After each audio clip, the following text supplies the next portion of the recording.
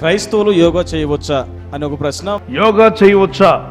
మరెన్నో life changing వర్తమానాల కొరకు PJ Stephen Paul అను మా యూట్యూబ్ ఛానల్ ను సబ్స్క్రైబ్ చేసుకుని బెల్ బటన్ ను ప్రెస్ చేయండి. ఈ మెసేజెస్ ఇతరులకు షేర్ చేయండి. యోగా చేయవచ్చా? వాళ్ళని మనం తిరిగి అడగొచ్చు. ప్రార్థన చేయవచ్చా అని అడగండి వాళ్ళని. మేము ప్రార్థన చెయ్యము అని అనుకోండి, మేము యోగా చెయ్యము.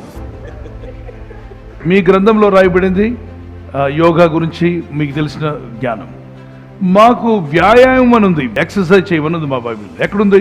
1 తిమోతి పత్రిక 4:8 ఉంది. శరీర సంబంధమైన సాధకము కొంచెం మట్టుకే ప్రయోజనకరమగును కానీ దైవభక్తి ఇప్పటి జీవము విషయంలోను రాబో జీవ విషయంలోను వాగ్దానంతో కూడినదైనందున అది అన్ని విషయంలో ప్రయోజనకరము. కాబట్టి ఎక్సర్సైజ్ చేస్తున్నాను నేను. మాకు యోగా కంటే కూడా ఎక్సర్సైజ్ మాకు ఆరోగ్యంగా అనిపిస్తుంది, కాబట్టి మేము ఎక్సర్సైజ్ చేస్తున్నామని చెప్పండి. ఎక్సర్సైజ్ చేయండి. రోజు నేను ఎక్సర్సైజ్ చేస్తున్నాను, నాకు యోగాతో అవసరం లేదు అని మీరు చెప్పారనుకోండి, వారు బలవంతం చేయకపోవచ్చు. ఎందుకంటే మీరు వాళ్ళని వివరించే విధానంలో ఉంటుంది. అందులో ఏదో పాపం ఉందని అనొద్దు, వాళ్ళని విమర్శించవద్దు. వాళ్ళకి అది ఇష్టం, వాళ్ళు అది చేస్తారు.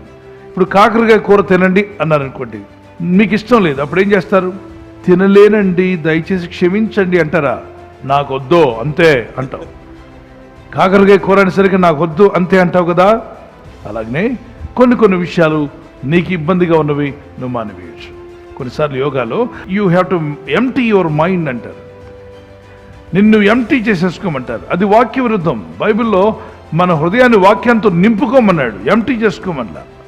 ఒక దగ్గర ఉంది, వాని హృదయము ఊడ్చి అమర్చబడి ఉండట్టు చూసి వెళ్ళిపోయిన ఒక ఆత్మ మరలా 7 ఆత్మలతో తిరిగి వచ్చి అందులో ప్రవేశించినట్టుగా ఉంది. మత్తయి సువార్త 10:43. ఎంప్టీ చేసుకోవద్దు, కానీ మీ హృదయాన్ని నింపుకోండి, వాక్యంతో నింపుకోండి. మనసు ప్రశాంతత మనమేదో ట్రై చేస్తే వచ్చేది కాదు. ఆ ప్రశాంతత మనం ప్రార్థించడం వలన దేవుడు, కృపగల దేవుడు మనకి ఇస్తాడు తప్పనిసరి. దానియేలుని సింహాల బోన్లో పడేస్తే దానియేలు మట వేసి యోగా చేశాడు అనుకోండి, సింహాలు ఏం చేసి ఉండేవి చెప్పండి? ఆయన ప్రార్థన చేశాడు, అక్కడ యోగా చేయలేదు. ఆయన ప్రార్థించుండగా సింహాల నోర్లు మూయబడ్డాయి, దేవుని దూతలు అక్కడికి వచ్చాయి, దేవుడు వారిని కాపాడాడు, దానియేలుని బయటికి తీసుకొచ్చాడు. కనుక యోగా చేసేవాళ్ళు చేసుకునివ్వండి, వాళ్ళకి మనకు అభ్యంతరం లేదు. దాని గురించి మనం ఏమి కామెంట్ చేయొద్దు. Let them do it. God bless you. మరెన్నో లైఫ్ చేంజింగ్ వర్తమానాల కొరకు పీజే స్టీఫెన్ పాల్ అను మా యూట్యూబ్ ఛానల్ ను సబ్స్క్రైబ్ చేసుకుని బెల్ బటన్ ను ప్రెస్ చేయండి. ఈ మెసేజెస్ ఇతరులకు షేర్ చేయండి.